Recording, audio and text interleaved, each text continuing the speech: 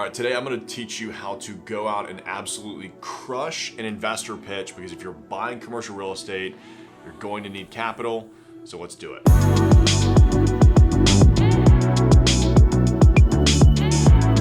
It is very early when we are recording this. It's 8:15 in the morning, which is not all that early, but it's very early for Julian, who typically gets up around 10. He works banker's hours. But I've already had a meeting this morning. Every other Thursday at 7 a.m., we've started a commercial real estate investors coffee, which I am actually really excited about. It's kind of nice getting back into the groove and feeling some sense of normalcy after not really having any meetings or getting to know or hang out with people in a business-like networking setting like that for, gosh, almost 18 months now. It was actually how I built my business. I talk about that all the time, was just getting out and networking and meeting people. So pandemic was weird for me, which is why I decided to start talking to you guys. Anyways, back to raising capital, crushing your investor pitch. So there is a science and an art to going out and raising capital.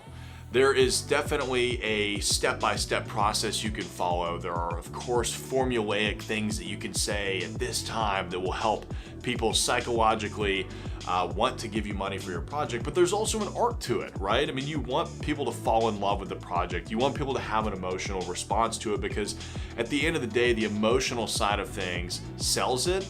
The logic and the numbers helps back up why they're going to give you the money. And like I said, if you want to keep buying commercial real estate, money is a finite resource. We have plenty of videos on raising capital and going through the more formal process. Check out the videos here. But today I'm going to talk to you about the actual pitch, kind of how our process works whenever we have decided, hey, this is a project.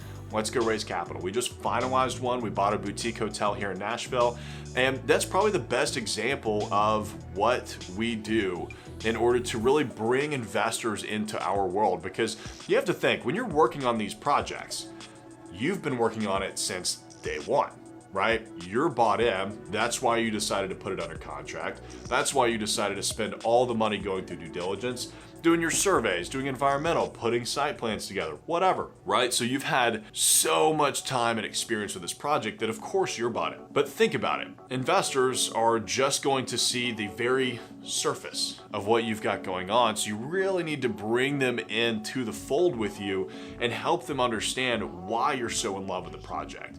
Yes, numbers are cool. I mean, numbers are great. You're not going to invest into a project if it has negative returns. It doesn't make any sense.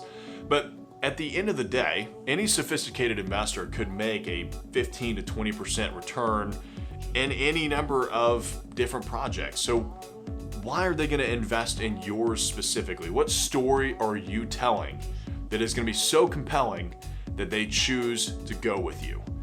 And that is kind of finding your blue ocean, right? What makes you unique as a deal sponsor? What is your market? What is your target demographic? How are you different from all of the other developments going on out there? I mean, if you're raising capital to do some boring office deal, guess what? There are tons of other people doing boring office deals. Now you're really a commodity. You're kind of becoming the Walmart. But why be Walmart? We can be Apple and tell a story and really look at things differently. That's kind of my tip number one. Bing. Be different. Think of something cool. Do something different. I mean, contribute to the market in a different way than what is typically being done. Okay, now you've got your project put together. The next thing that you need to do is put together an offering memorandum. We spend a lot of time on these offering memorandums because for some investors, especially all of the investors that we have out of state, because yes, we work with people in Nashville, but I have people from all over the country that invest in our projects. This may be the first and maybe the only document on the project that they see. You never know what's going on in somebody's world. Maybe they can't make it to the webinar. Maybe they can't make it to the site for a site tour. This offering memorandum is going to make it or break it for you. We typically do an offering memorandum, I'd say somewhere between 30 and 40 pages long, which sometimes is a little much, right? But you've got to think of who your investors are. Some are very creative and they just want to see the imagery. They want to hear the story. They want to see what's going on with the project. They want to see the renderings and site plans. And then some people are very logical. They just want to look at the numbers and the data and figure out why or what in your research has brought you to these conclusions and why they are going to work. So you have two really different kind of investors, and we like to play to both of them in our offering memorandums. Now, a lot of the more corporate developers or deal sponsors will have some honestly kind of bland offering memorandums that you have to really dig and push yourself through because they're boring, right? So we actually fill ours with a lot of imagery to really show you what the project is going to be. So in an offering memorandum, you definitely want to make sure that you're covering the numbers of the deal. You want to go over what your specific process is going to be. What's the business plan for this project? What are you going to be doing? You want to talk about the market. Why is this market good for this? Why is this product good for the market? When we were going through the hotel raise, we obviously had to do a lot of research on why hotels in Nashville are doing just fine, because they're actually crushing it now. You go down to Broadway and it's an absolute nightmare. But it's good. Tourism is great. I love tourism. So we had to be able to show why hospitality was actually doing really well in Nashville, because now I knew that was going to be one of the first questions our investors asked. Why are you buying a hotel when hotels have been shut down for the last year? So try and think of the questions that investors may ask before they even ask them and answer those. Because if you do, and they read through the offering memorandum, they'll know that you've already thought ahead. And that's exactly what the offering memorandum is for, is to kind of make sure that your investors, one, understand the deal, and two, what you're doing, but three, that you've thought of any potential negatives in the project and how you are already working to make sure that that doesn't affect the deal. You'll of course want to have some bios on the deal sponsors because they want to know who's going to be running the project. The people who are running the project are actually the most important aspect of the deal. I mean, buildings are a dime a dozen, projects are a dime a dozen. If things go wrong, investors want to know, which, look, investors expect things to go wrong. There's not a single project where things probably haven't gone wrong. I'd be amazed to see that. It's never happened on any of our projects. That's for sure. I wish we could say everything was super smooth, but it's not. Things happen. So it really comes down to how is the team equipped to handle this? And that's what the investors are working. It's just like in Shark Tank. We talk about this all the time. The investors at Shark Tank are investing in the people, not necessarily the product or the business. So you want to show in your bio how you are the perfect fit to pull this project together. And of course, you want selected experience, whatever your track record is. And then, don't forget to have a page that has all your contact information on so that they can call you if they don't necessarily know you. So that's it for the offering memorandum. That is always the first piece that we put together. We kind of will float the idea to some of our investors for the project before we finalize the offering memorandum, but it's not a formal process, and it's typically with our closer investors that we know are giving us money for every single one of our deals. So that is the first official piece on the investment that we will send out, is the offering memorandum. Once you have that, I typically recommend doing a webinar, because it gives the investor audience an opportunity, one, to kind of see what your plans are for the project, but two, they can go and watch it whenever they want. If your investors are out making money, which is typically what they're doing during the day, which is what makes them great investors, they're probably busy, right? And so they may not be able to actually attend a live webinar. So make sure that you record it, send it out to them. They can watch it whenever. And then that will give them a better perspective on your body language and how you talk about the project. And you can actually show them how passionate you really are about this specific deal. It's great to be able to read it on a piece of paper, but I'm telling you, when someone can watch your reaction and watch how you go through the project and how you say things, they pick up on all of those subtle details. If you're not excited about the project, they're going to be able to know through the webinar. So I highly recommend that you don't ever take a project to market that you're not actually excited about. It doesn't make any sense. Don't just do the projects for the money. Those never work out. Okay, so you've gotten your offering memorandum. We've done the webinar. We will typically set up a site tour and investor walkthrough, right? So we did this for Salt Ranch here not too long ago. We actually went to Pfeffer Road, who is the architect that's on this project, and they let us actually use their conference rooms to kind of walk through the offering memorandum with our investors live. So we had already sent out the OM, we'd already had a webinar, but I decided to do it live because you never know if some of those people have even looked at the OM. You don't know if they even watched the webinar. Sometimes people just want to show up and look at the project and shake your hand and see what it's like live before, deciding to invest with you. So we walked through the offering memorandum, introduced everybody to the team so that they could actually meet everybody in person. Highly recommend you do that if you get the opportunity. And after that, we loaded everybody up on buses and drove them over to the site.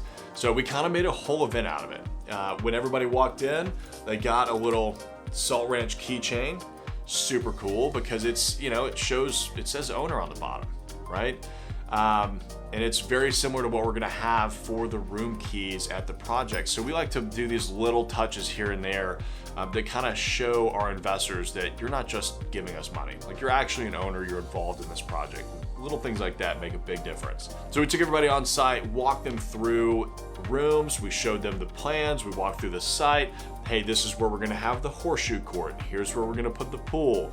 And there are gonna be the horse trough soaking tubs, and that's where we're gonna move the entrance. Some people can get it when looking at it on paper. Some people can get it when they hear you talk about it. Other people have to get out and actually see it. It's just like back in high school.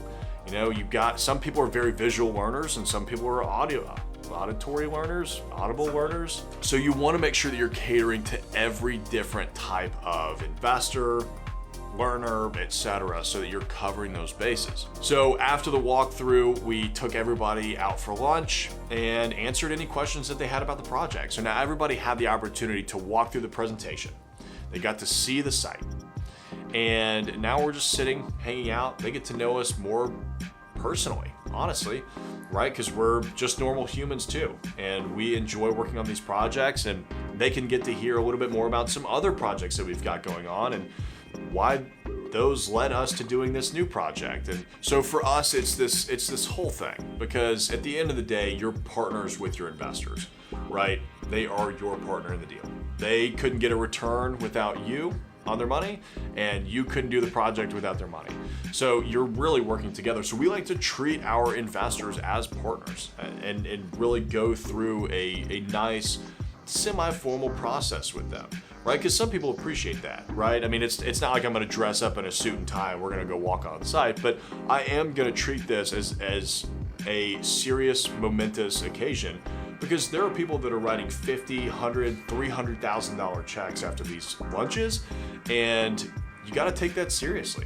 It's a lot of money.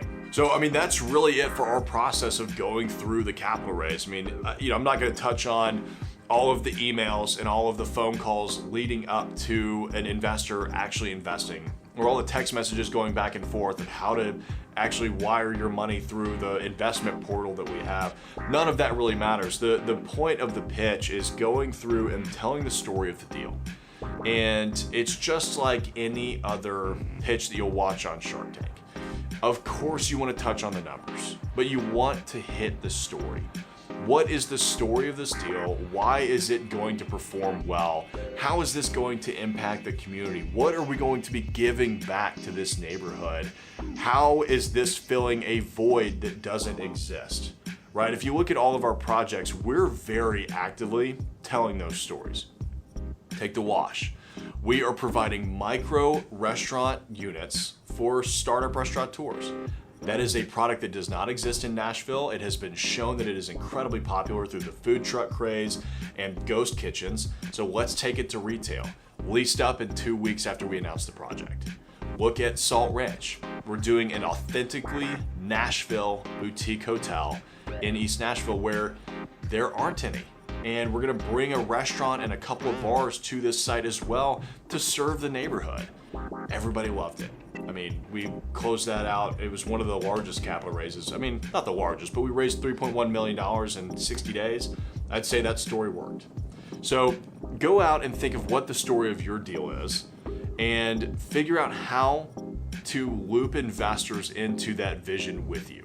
That is hands down the best way to raise capital. So there you have it for this week's vlog on pitching investors and my process for going through that whenever I'm raising capital for a deal. Check out this next vlog that we did on Salt Ranch, the story of the deal, where I actually walk you through that story so that you can see how I kind of crafted that for our investors, and I'll see you there.